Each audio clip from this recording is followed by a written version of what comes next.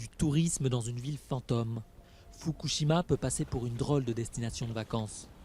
Mais Tom Bridge, un enseignant américain installé à Tokyo, voulait se rendre compte par lui-même de l'impact réel de la catastrophe. En mars 2011, un tsunami avait fait plus de 18 000 victimes dans la province et provoqué un accident nucléaire. Dans les autres zones, les gens ont eu la possibilité de reconstruire et de recommencer une nouvelle vie. Mais les gens d'ici n'ont pas eu cette chance, à cause des radiations et de la contamination. Ça me met vraiment en colère. Une dizaine de guides de la région organisent ces visites qui attirent environ 2000 personnes par an.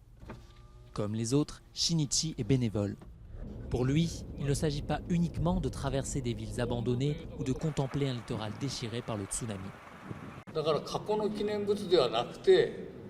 Il ne s'agit pas de monuments à la mémoire d'un passé.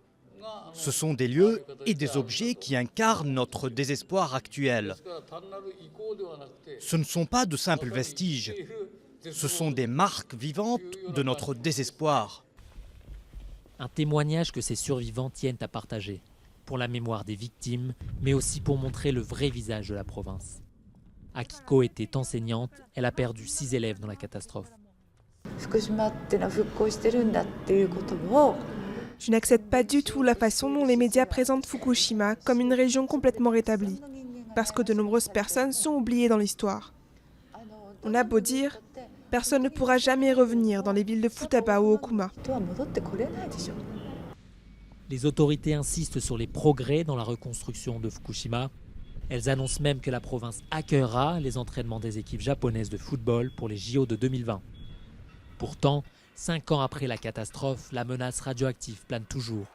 Et plus de 100 000 personnes n'ont toujours pas regagné leur domicile.